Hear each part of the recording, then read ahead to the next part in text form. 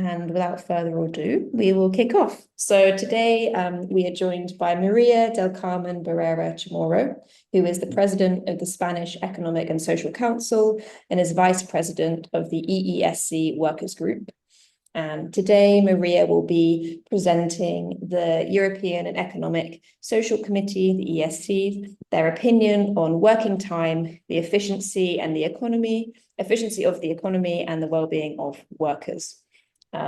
As we go, as Maria presents, feel free to share any questions you have for her in the chat or raise your hand when we go into the question and answer section at the end. And yes, with that done, then I'll hand over to Maria. Thank you very much, India. It's a pleasure for me to be in here and to share with you my opinion, my contribution to this debate. Okay.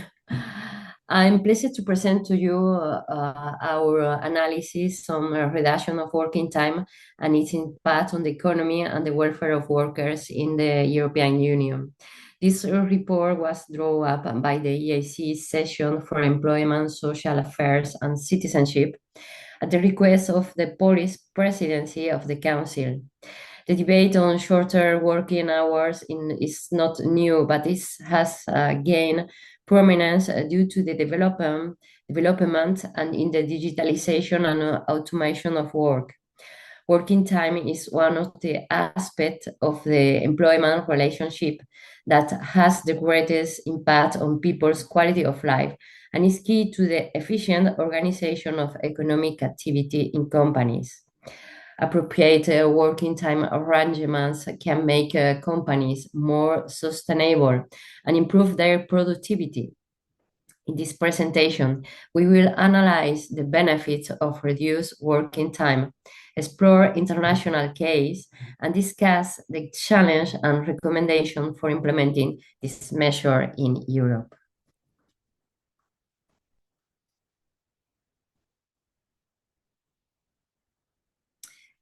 The benefits of shorter working hours, improving physical and mental well-being. Scientific studies by the ILO and World Health Organization confirm that working more than 50 hours a week increase the risk of stroke by 35% and coronary heart disease by 70%, as well as increasing mental illness, while working 35 to 40 hours a week reduce the risk of ischemic heart disease by 40% and the risk of a stroke by 19%.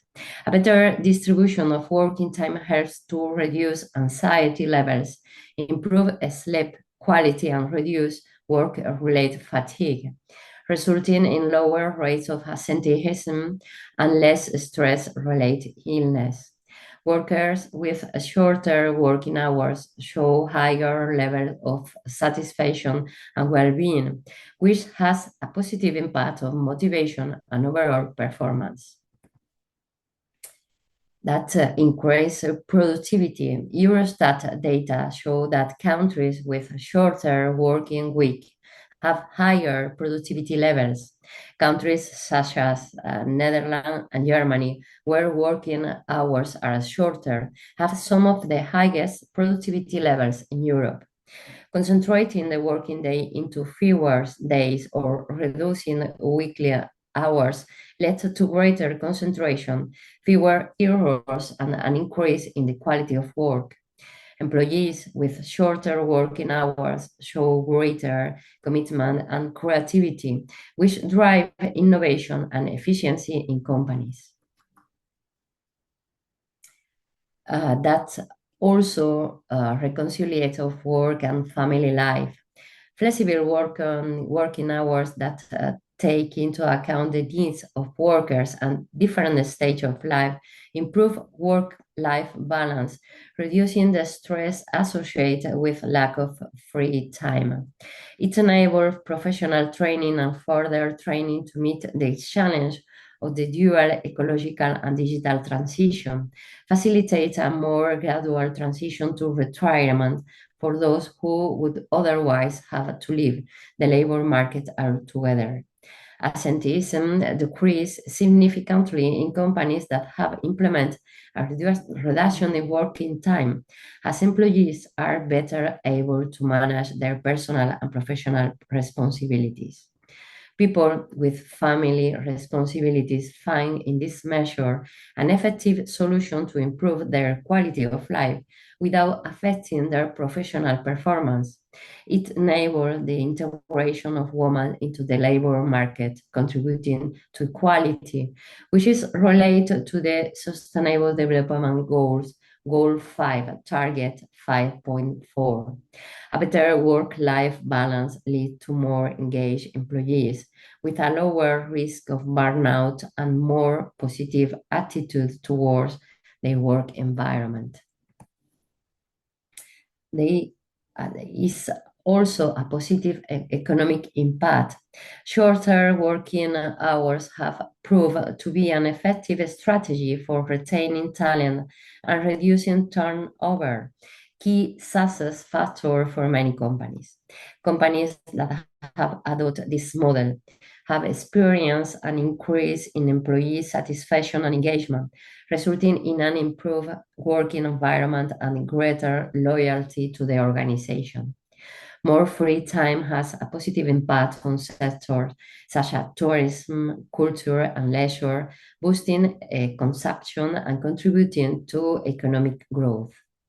Countries with shorter working hours have evolved into more dynamic labor markets with more opportunities to hire new employees. We have also introduced some analysis about different models and experience in different countries around the world. In the appendix to this opinion test, we include an analysis of a number of recent initiatives to reduce working time in up to 12 European countries, looking at successful models and challenges in their implementation.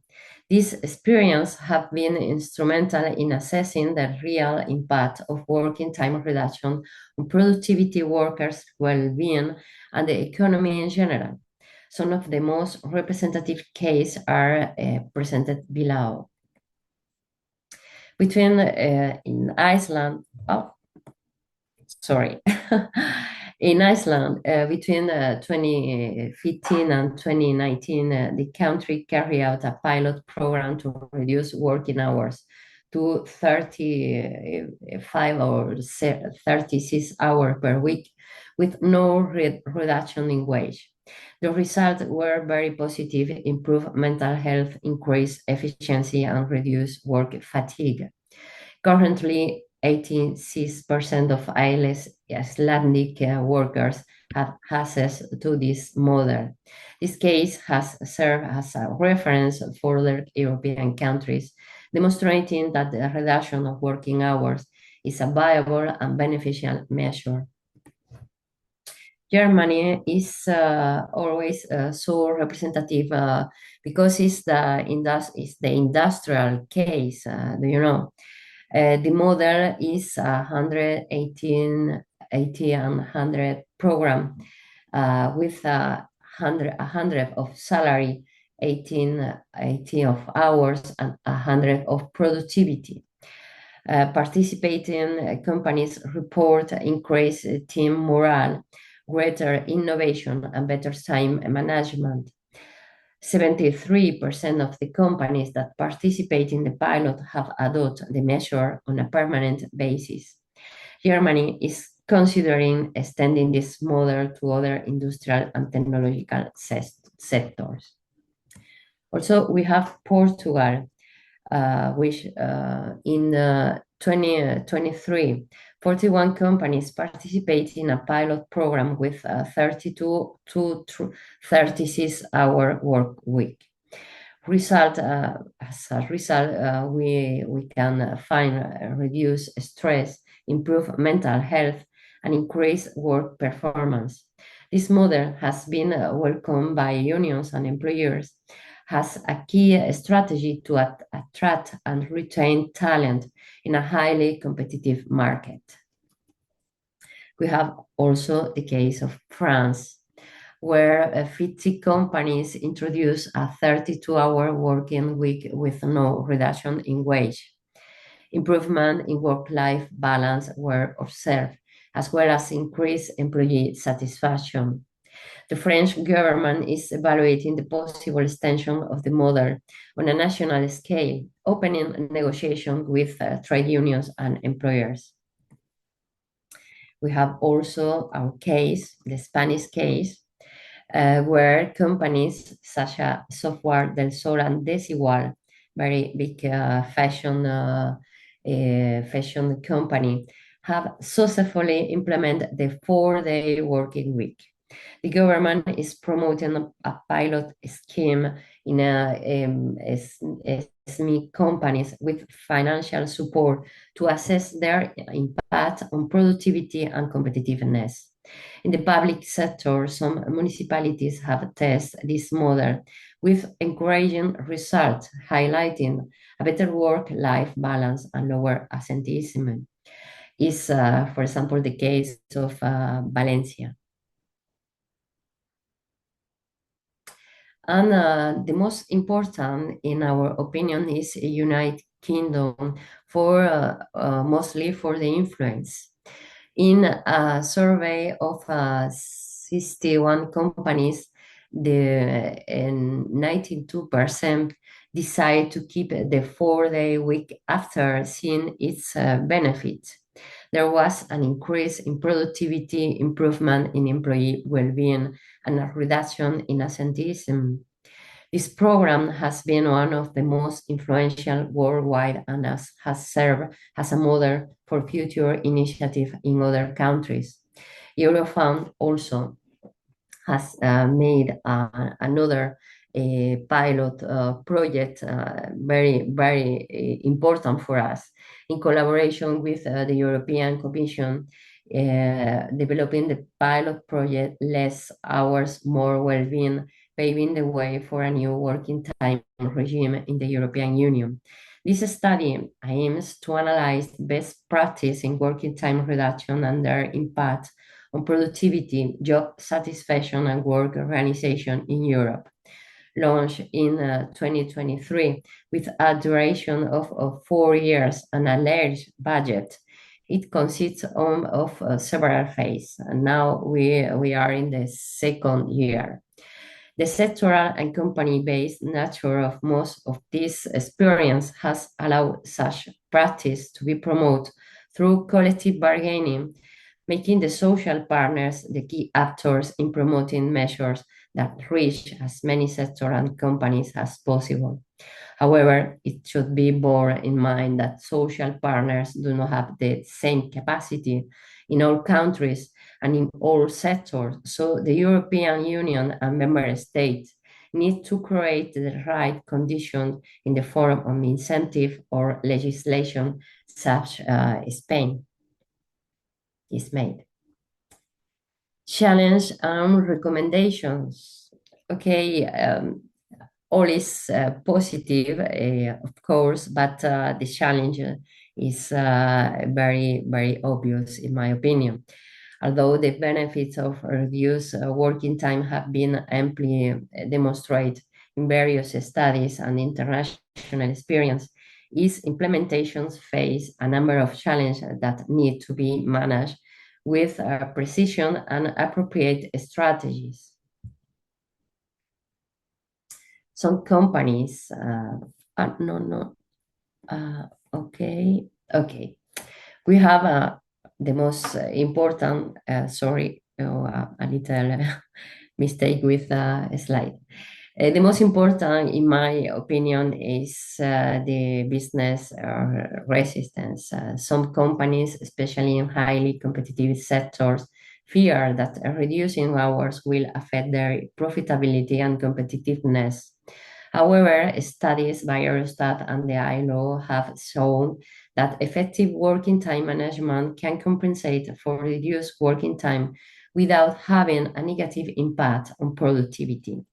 Companies that have implemented shorter working week have report higher efficiency, lower staff turnover, and higher job satisfaction, which reduce the cost associated with hiring and training new employees. Another challenge is the reduction, the sectorial adaptability, because that is not a general measure. The reduction of working time must be adapted to each specific sector and activity. Health, education, and transport, for example, require a specific reorganization to avoid, my laptop,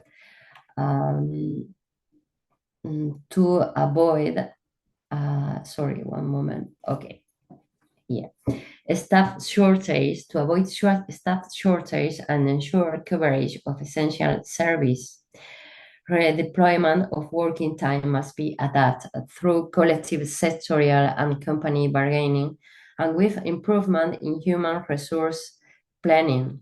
Countries such as France or Germany have implemented sectorial models that adjust the reduction of working hours according to the needs of the sector, ensuring its viability without compromising the quality of service. As you can see, we have now example, some examples for every challenge. The most important for us, in the opinion, we consider the definition of a reduced working time as working fewer hours per reference period at the same wage levels, as the reduction in working time cannot result in a reduction in workers' income. That is not possible in our opinion, is absolutely clear. Collective bargaining and government incentive can mitigate this risk by ensuring that reduced working hours do not lead to job insecurity. In Spain, government-funded pilot programs have shown that progressive implementation with financial support help companies to maintain wage stability. And some recommendations. We need to reinforce the collective bargain, promote collective bargaining as a key tool for establishing agreement between employers and workers, ensuring fair and balanced implementation for this measure. Encourage research and pilot studies in different sectors to assess the long-term impact of reduced working time. Develop economic and fiscal incentive, that is, in my opinion, absolutely the most important, with the different government for companies adopting this model, helping to mitigate transition costs and ensuring financial sustainability. Harness digitalization and automation as tools to improve efficiency and enable a reorganization of work that make shorter working hours feasible. Implement adaptive flexibility models that also together can help to adapt the work, for example, the 4 work days, in which the reduction of working hours can be adjusted according to the needs of the sector and the type of company without affecting the operability and quality of the service. As some conclusions, reducing working time is a powerful tool for building a more sustainable and equitable working model. We need that for the future is clear. Evidence show that reduced working time not only benefits workers' health and well-being, but also boosts productivity and economic development.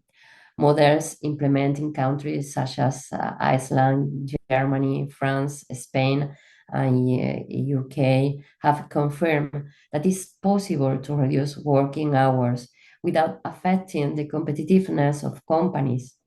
On the contrary, data show that companies that have adopted this system have experienced higher employee engagement, lower absenteeism rates, and a healthier working environment. However, its implementation requires a well-planned transition with social dialogue and collective bargaining as a key tool and an appropriate regulatory framework. The key is to ensure a balance between flexibility, productivity, and welfare by promoting collective bargaining and encouraging pilot studies in different sectors. The world of work is evolving because of this challenge of the labor transition, and the reduction of working time is a unique opportunity to improve the quality of life of workers and also to retrain workers for new digital and green jobs. We can create a more efficient and sustainable economy and contribute to social progress, work less to live better. And for me, thank you for your attention. That is a little long presentation, but I remain at your disposal for every question you can have. Okay. Thank you so much, Maria. That was, really, really excellent and really interesting, and great to hear about, the kind of conclusions and findings that the EESC found, forming this opinion.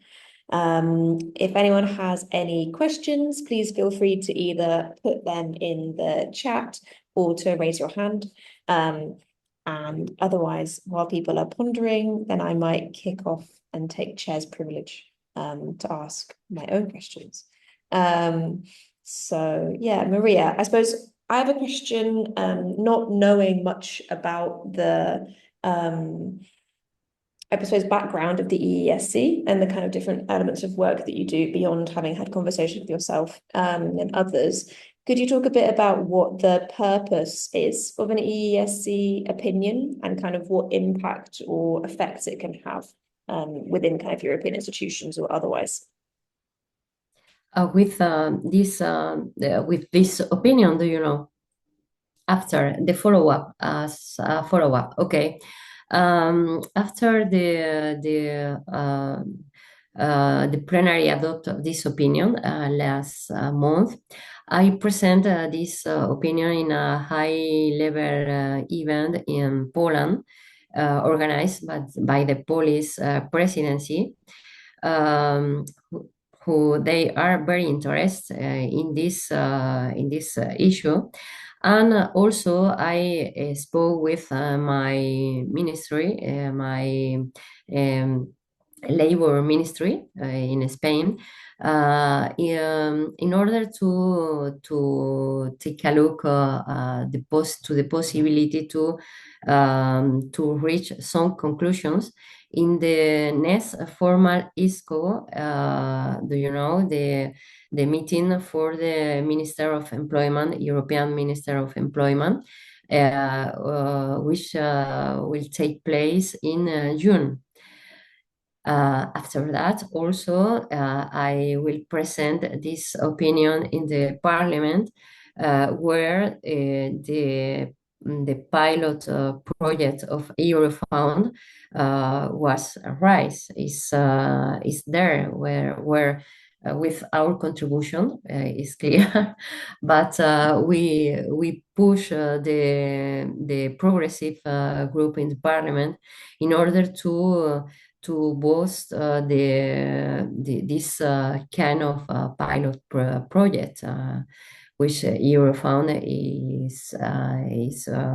is making now, and is very, very important because every initiative allows us to have a debate, such as in the plenary of the EESC, for example, also in the Parliament, also with the Minister of Employment, and we need to join force in order to have a very, very big debate, because we have countries, the countries with, for example, France or Germany or Spain, with a lot of path in this kind of measures.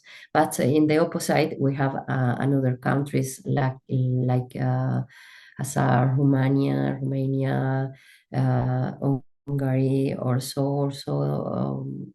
where we don't have experience in this kind of measure. Do you understand? We need to push the debate in order to integrate every country in Europe.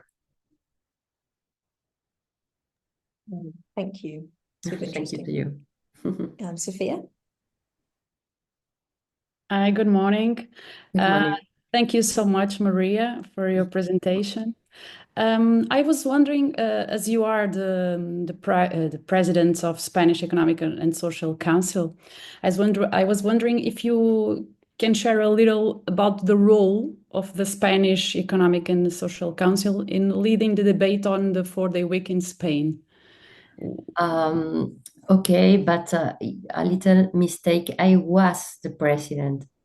Okay, but not now. Okay. Okay. Now I'm in the European Economic and Social Committee, as you know, but not now.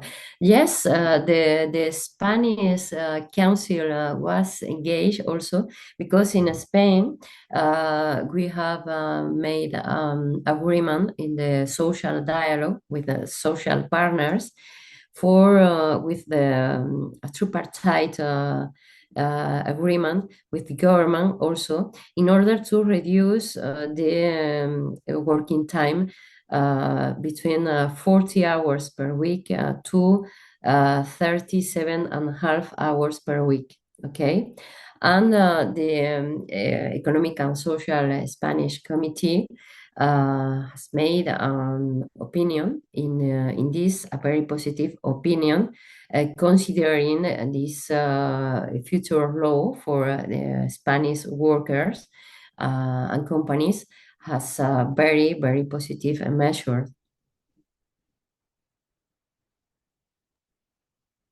Tatiana? Thanks. Hi, everyone. Thanks so much, Maria. Thank you. This was this was really super interesting and great to hear that this is being pushed forward as well to advance the debate in Europe even further. I just have two quick questions. One is around, I guess, the Eurostat data they presented and the kind of link between shorter working hours and productivity levels at country level, where just to clarify, essentially, whether that's just correlation, which I think it is, right? Or whether there's any indication that there's causation there. So obviously we know that there's some evidence in the literature that shorter working hours are increasing productivity, but I can see also the counter argument where people might be saying it's because those countries have higher productivity levels that they can then implement shorter working hours. So whether there's anything in the data or in your thinking around that to answer that question. And then my other question was just around the French example, which, as far as I know, it hasn't been a collective national pilot in the way that has happened in other countries, right? So if you could just clarify what those 50 companies are. There are a lot of companies that have done that just at company level. So is it kind of 50 individual case studies, or is there any other context around that? Thank you so much. Okay. Yeah.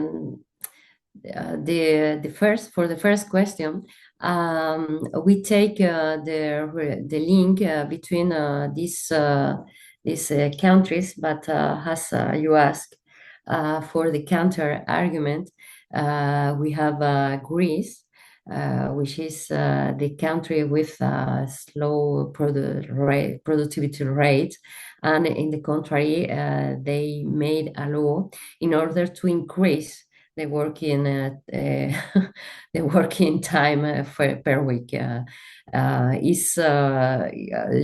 have the both examples. If you want, you can take Germany. I think Germany is the most important because for the productivity is the most important for the German level. It's an industrial economy, and the productivity is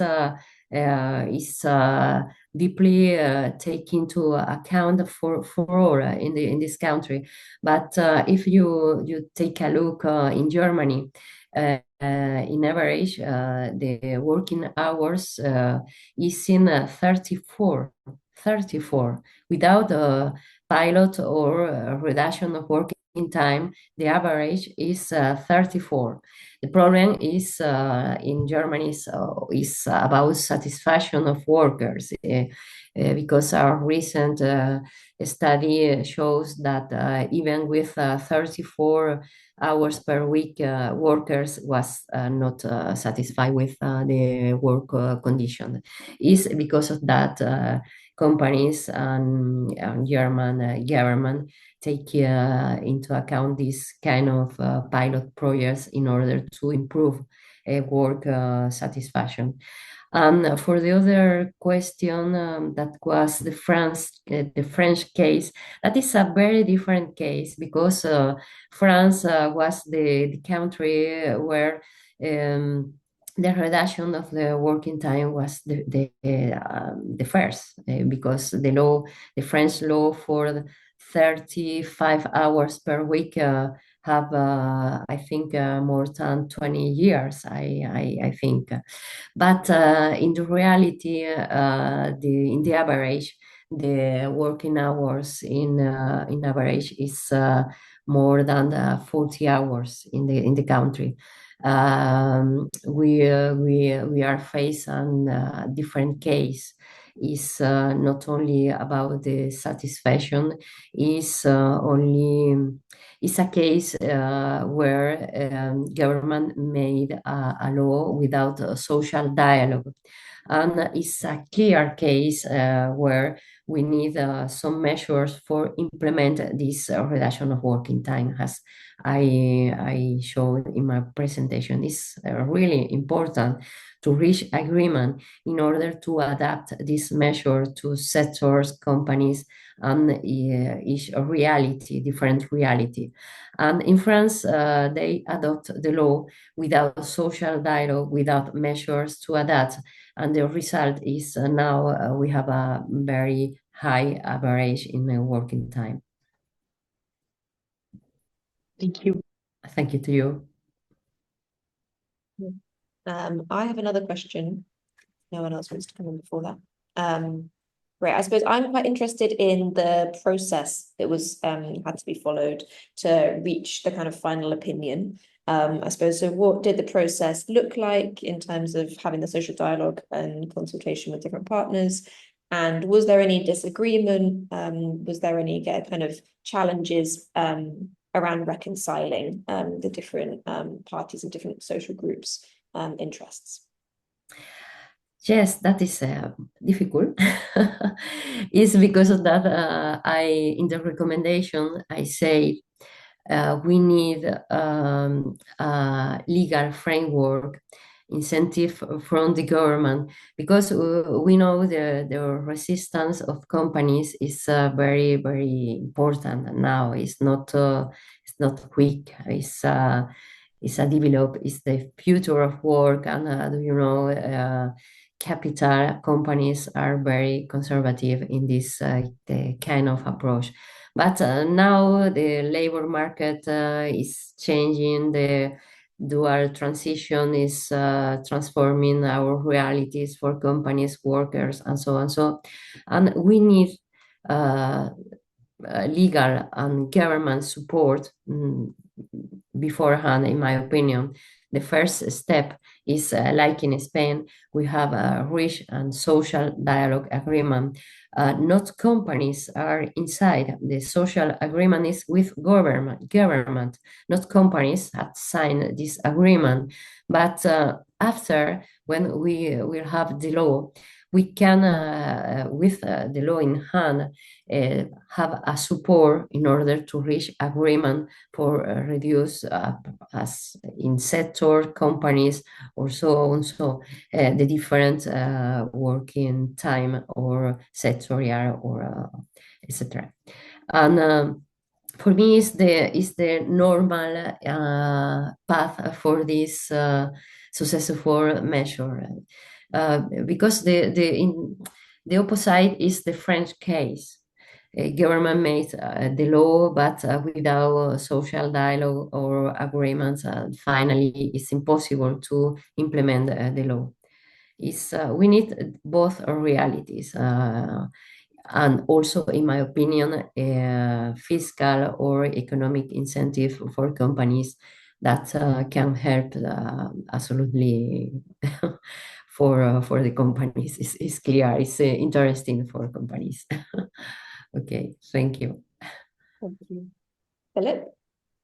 Yeah, thanks as well for your presentation. One thing I was wondering, I mean, you mentioned that there is strong resistance from employers and so on. And on the other hand, all these well, trials were so successful, and they show that actually there might be a common path towards a more productive and also sustainable economy. So I was wondering, in the negotiations you have amongst the social partners, what are the most common arguments that the capital side will usually make, basically around or against a 4-day work week?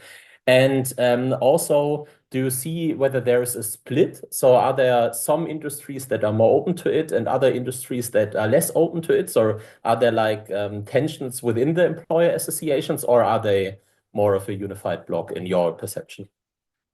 Okay, it's difficult to give a general reply in this question, because it's depend of each sector. It's really difficult, because in industry, for example, the case is the workers cover 24 hours for maintenance of this industrial change. Do you know?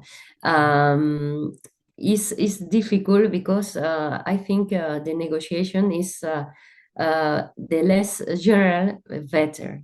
Do you understand? If we can have a negotiation only for the same working conditions, group of workers, that is a successful experience.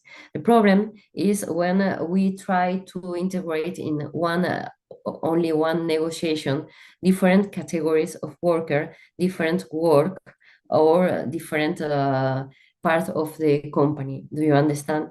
That is very difficult, because we have the risk to beneficiate some workers or some measures without or in the opposite of others. That is very risk. Is an important risk, and it's also very complicated.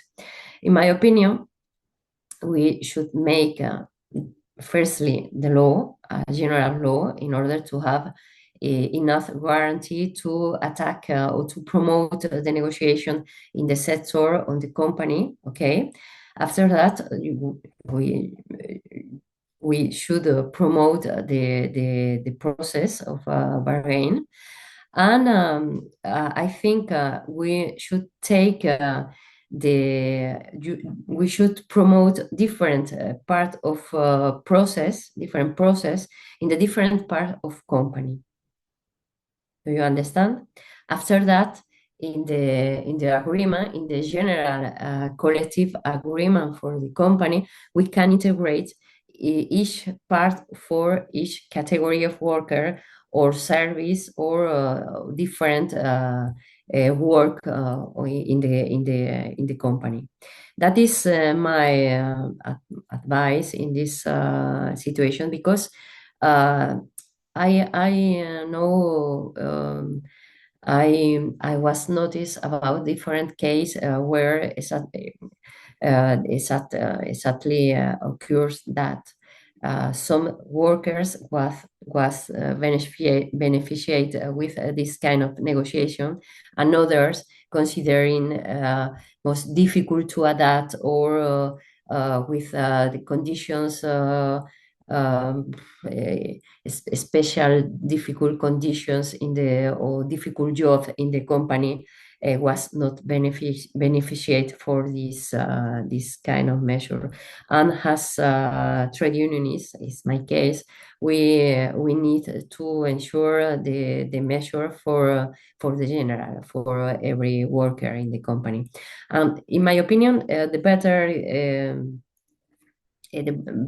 better way to adapt that is with different kind of negotiation for different categories, because it's not the case that when we reach a collective agreement with a number of hours per week, we need to adapt.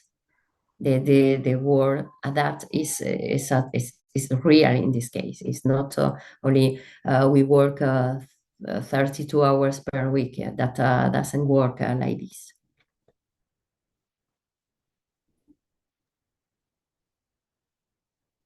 Thank you very much, Maria. Any other questions before we wrap up? I hope I was clear in my replies. Yeah, absolutely. So we have shared, or I have shared, the link to the EESC's full opinion on this subject in the chat, so you can access it and read it there. And I've also shared the links, sorry, background noise, to the European Work Time Network's next two webinars, which are happening at the end of May and in the middle of June. One which will be on the political economy of the 4-day week, looking at public policies in Spain, Portugal, and the UK. And on the 18th of June, then we'll be looking at the drivers and challenges of implementing collective working time reduction in Belgium, which is a qualitative study. So the links to sign up are in the chat. And yeah, only thank you very much for your time, Maria, and for your presentation. It's really, really interesting and really exciting to hear about what's happening with the opinion as you take it forward. So thank you for your time. Thank you very much for your interest in this matter. I remain at your disposal for other question or someone you can need is or if it's possible to meet one day in order to follow this our progress in this matter, because we are very, very engaged with this. We consider that the edge for the future of work and indeed our transition for us is a key element. We will follow with our campaign with different tools, with different initiative, and we can meet one day for it. Okay, thank you very much. Thank you so much, Maria.